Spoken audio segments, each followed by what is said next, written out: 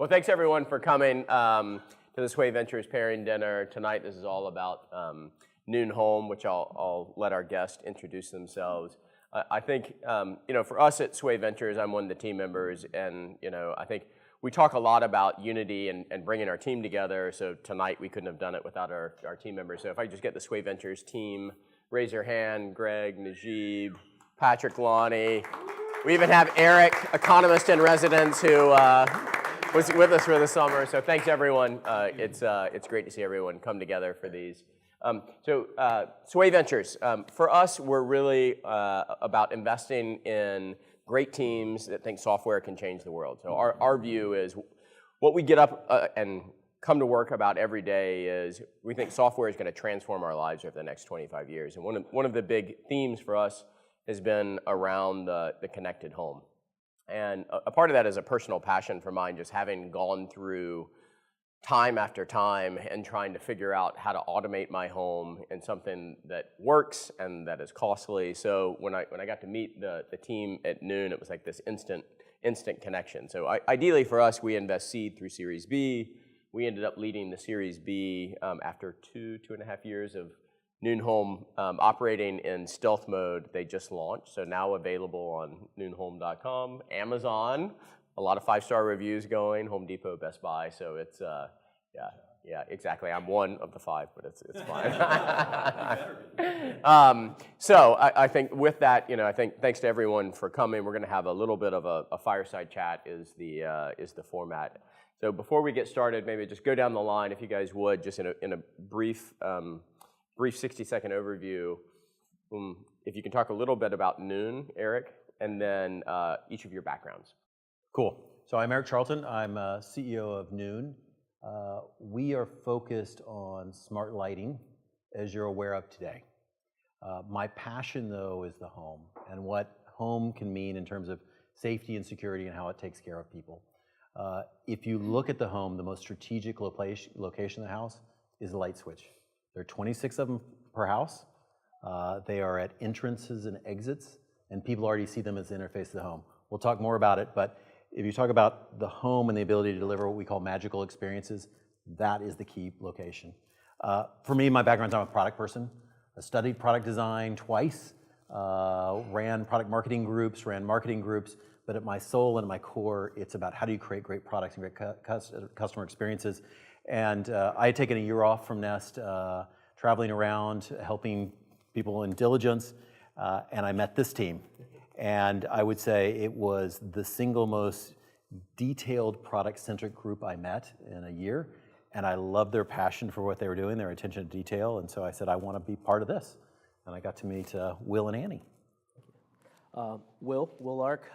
Background is in mechanical engineering and architecture, early days.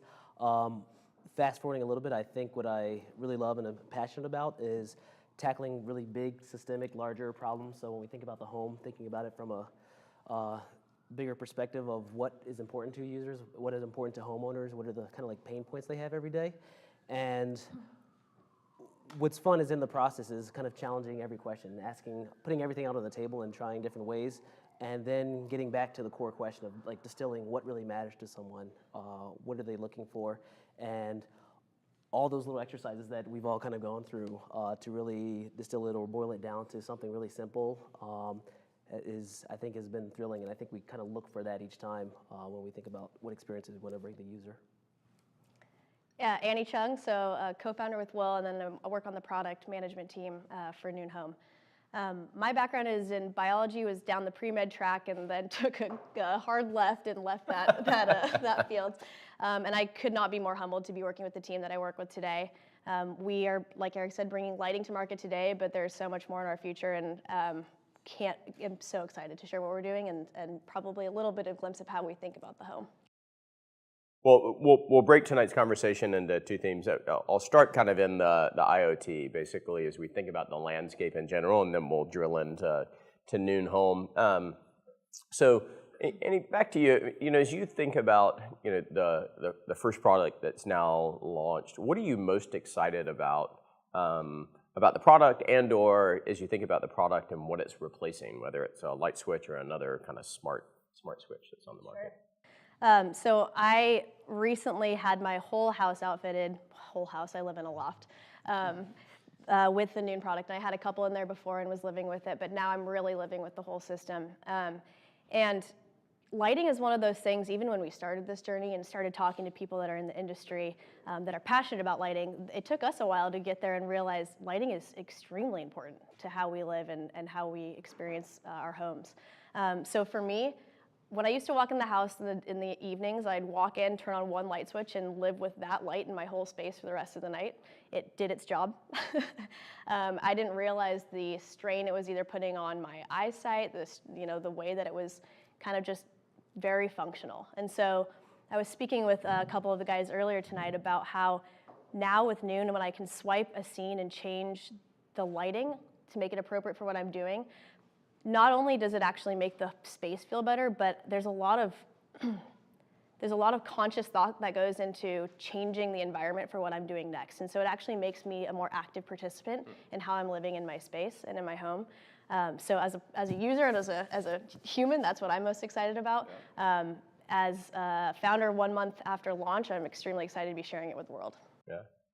All right, Erik, if we bubble it back up to the IoT space in general, like, look into the future, what does the connected home look like at some point in the future to you, and how do you think it evolves for us? And just by show of hands, who here has some sort of smart product? It could be, I call it an automation layer, Alexa, Crestron, or a product itself. Just raise your hand. Yeah. Okay. So fair amount. He's like, I have a light switch. That's it. I'm a purist. So I think when we look at what's going to go with home, everyone talks about sensors and sensing. What's happening, though, is this deep need of home being a secure base from which to explore. And if you study in psychology, that's the core. That if you want to have confident children, there's all these different ways to parent them, but one is given that secure base from which to explore. So I think, and I think the team thinks a lot about safety and security and what does that mean.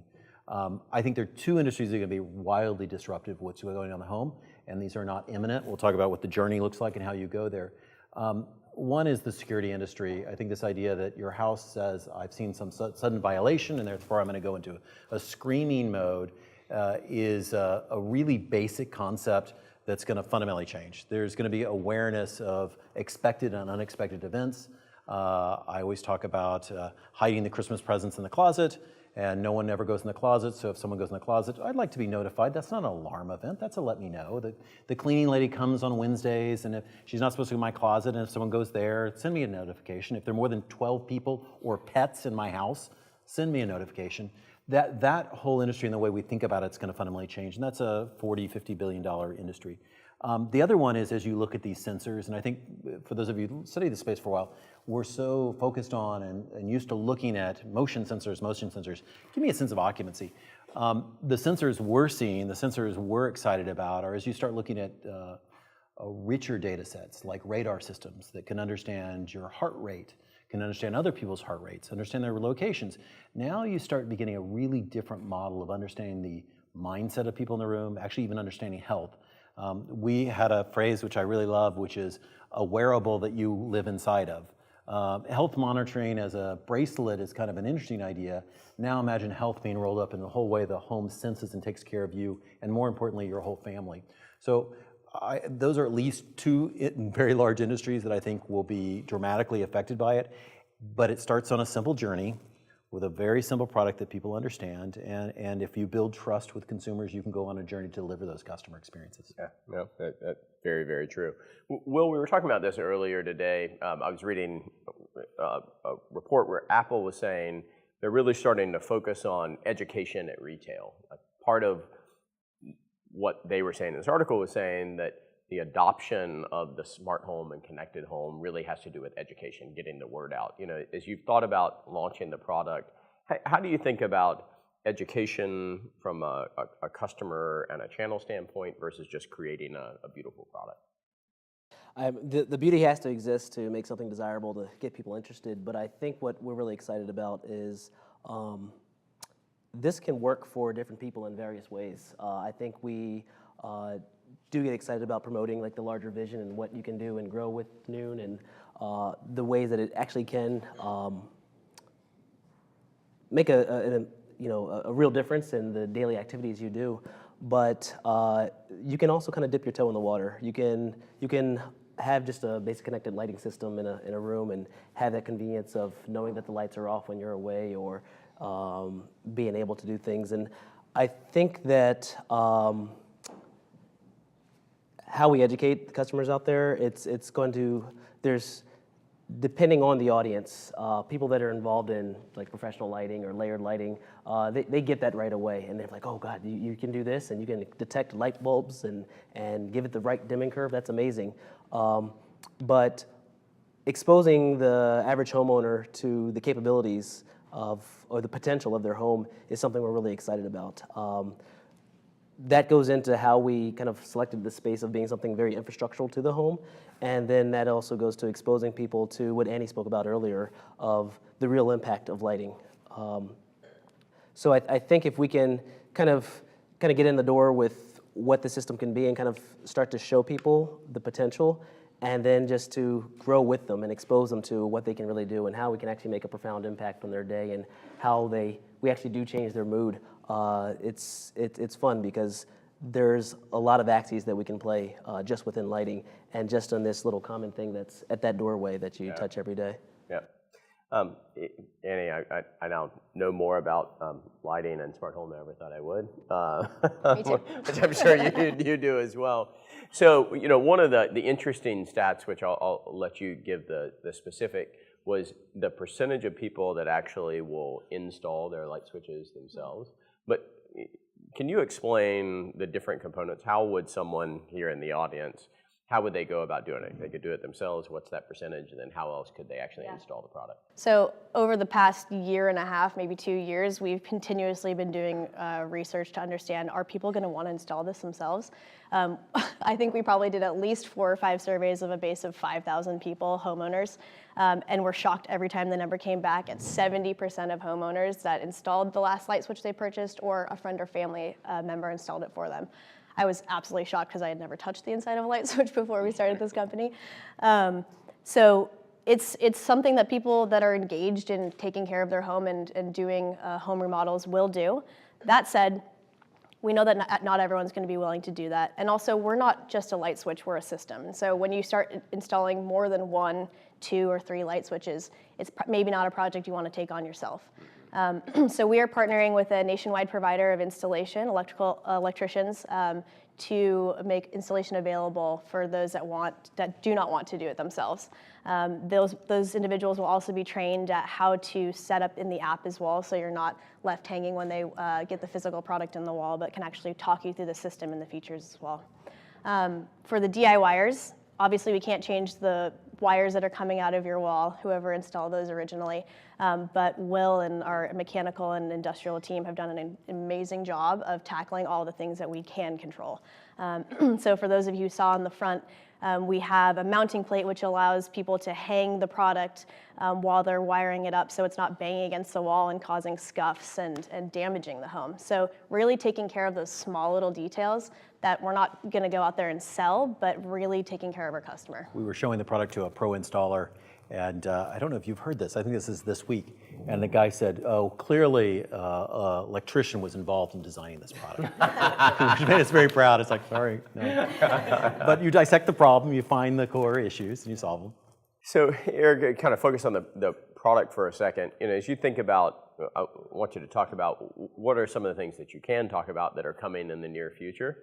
But also, what are you most excited about as you think about the feature set? You're obviously using the product right now, so maybe what's You're there going to today? laugh at my answer. So, Nightlight. what we're talking about, while I love Nightlight, cool stuff's coming. We'll do lots of integrations, working more broadly in the smart home is part of it. The other stuff I'm not allowed to talk about.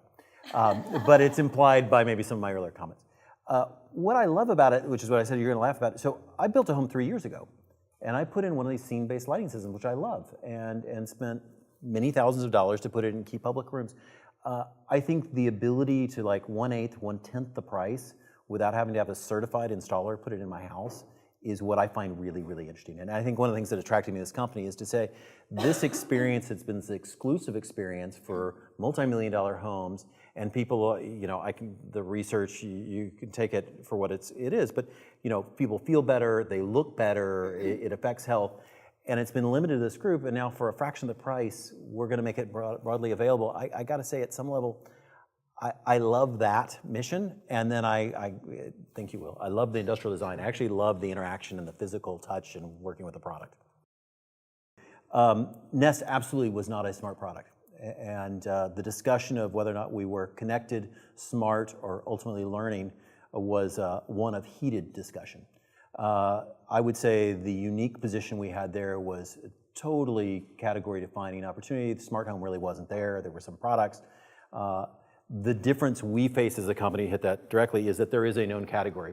And so I believe in going into categories that are known, helping define those experiences, and giving people an anchor and then going on a journey with those customers. I would argue, and I used to always argue, that they are all integrated. They're all here. So I can switch apps just as easily as I can switch among them.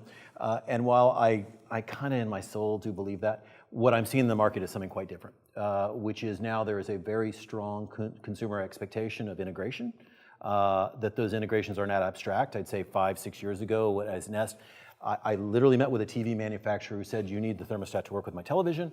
And I said, I'm not sure why, what would we do? And he says, you don't get it. They're gonna all work together. And I said, I love it. What are we gonna do together? And he would say, you don't get it. So that was where the era was. I think the discovery of their very specific integrations, like a fire alarm causes your lights to blink, is a brilliant integration. And I think those have led to a generation of customers who expect those integrations, very selective integrations, and actually, to my surprise and what I'm seeing in the market, actually demand those integrations. Not because I'm convinced they're using them, but because they say, I don't know where we're gonna be in a year or 2 years, and I wanna make sure you're open. So we as a company, we're a small company, we don't have all these integrations. We have absolutely religion to integrating and working with each other to deliver those solutions. So I like to think that standalone apps work. I have 50, 100 apps on, but the consumer is saying, as long as they're selective and thoughtful integrations, they're enormously valued to me, and they're future-proofed. The other comment I'll make is that smart to a lot of people still just means app connected. Yeah. And for us, fundamentally, as you can see that we've made a light switch, and it still clicks the way that you've known a light switch to click. We care about you living in your home. And the phone is an accessory that provides another interface for control that some people are latched onto and will continue to do. But home is a place that should not bind you to your phone. It's actually the place where you should put it down and enjoy yourself and your family and the people you're with. So the control interface of every entry and exit way of a light switch for lighting today, and as Erik said, other integrations that could make a lot of sense. And voice is also a really interesting interface in the home that's, again, not tied to this small screen that we're also tied to for the rest of the day. Yeah. And I'll ask a question. I'll boomerang it back to the audience, but just while we're talking about this, Erik, you hinted at something. I want to bubble it back up to you and Annie and Will, if you guys want to comment on it as well. But how do you just fundamentally at Noon think about the idea of security? I know the product is really about lighting, but does that integrate into the current product today? Do you think about that in the future for you or other products? Sure. I think Erik already alluded to this a little bit, but more so in our case, kind of awareness or understanding, having context of what's going on, and being able to use that information in a way that helps the homeowners is what's going to be important to us. Just adding tech for tech's sake, just adding sensors, just adding things that can pull in information and then bug you on your phone with more notifications is not where we're going. But it reminds me to like earlier conversations we had when we were just thinking about the concept itself of what people want at home. And it's a sense of security and control and just kind of understanding of the home. So a lot of these different questions about, I want to know how much energy I'm using, or I want to know if my lights are off, or I want to know if someone is there or not. Awareness, real-time awareness of what's going on is I think, a key pillar to kind of addressing a sense of security or awareness in the home. Yeah. One more word, sorry. Yeah, go ahead. I do think that there's a sense of security in a word that I don't hear ever used in connected home, which is a sense of belonging. And personalization and customization of those experiences create a sense of belonging. And if you think about security, once again, at the alarm level, at the other level, it's a sense of ease. Intelligence technologies truly that are intelligence can create that sense of ease and that create a sense of personalization. It's not, we've all been to a beautiful Four Seasons. It's beautiful, but it's not home. You can go to a beautiful calming spa and it can be wonderfully relaxing, but it's not home. There's something different about home that's personalized, and technology can now finally begin to deliver that experience. Yep, that's a fair point. I think an analogy that's resonated with my friends and family that I've spoken with is there are lots of Bluetooth speakers out there on the market that are arguably much cheaper and easier than a Sonos, but it's not a home solution. And it's, there's a lot of reasons. One, they don't work together, and the aesthetic match of your home and it feeling like it's actually a part of my home as opposed to something I'm kind of buying to try. I would say my number one is that Philips Hue, while a great product and a product we will integrate with and work with, is not a family solution. So you would need to put blue tape over your light switches so that no one turns the light switch off because they will no longer function. And then every family member and guest will need an app and an account to be able to control them. So this creates, I think there's absolutely applications for it, but that would be my discussion. That's not a whole home solution. It's great for a back patio, it's great for a porch light, there's absolutely applications for them. We would love them for lamps, but it's not a whole home solution or a whole family solution. The way our architecture works, the switches talk to each other via Bluetooth, so your scenes will work just as they did before. If your Wi-Fi is down intermittently, then perhaps you can't, you will not be able to access your home away, but your experience at home is identical. So we don't think that's really going to be a large deal unless your home is, Wi-Fi is blacked out for days or hours. Usually those fluctuations don't affect But you. we agree with you, that would not work. Yeah. So I've got a question. There's this discussion we've had. Don't be angry. It's down now. He's so angry.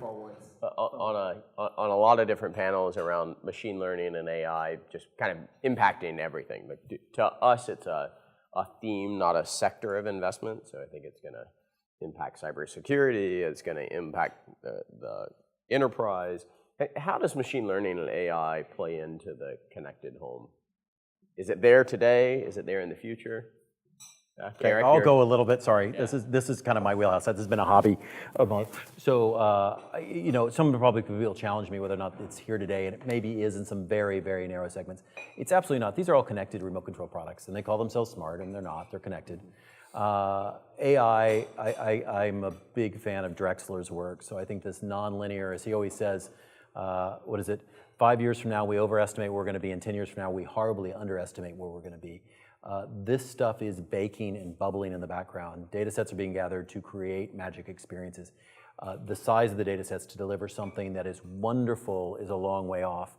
The joke we use internally is, and this shows how we think about it, if my smart home decides that I want a pizza and orders me a pizza, and I don't want it, it's a horrible, horrible experience. It's endearing if my mother does it, but not if my computer does it for me. And so you have to have a decision criteria for intelligence that if we fail, and long term we won't fail, but if we fail, it has to be endearing. And for us, a feature we have not rolled out yet, but will be shortly, is called predictive nightlight. And so when you walk by the switch, you know that you're going downstairs to the kitchen, or maybe at 4 a.m., sometimes you go to the library, you go to the kitchen. So imagine we illuminate your path, and right before you get to the kitchen, we dimly illuminate the path to the kitchen. This is a very, very simple seed of how we think about intelligence over time. If you were to turn right and go into the library instead, I don't think anyone would be like, stupid freaking computer system.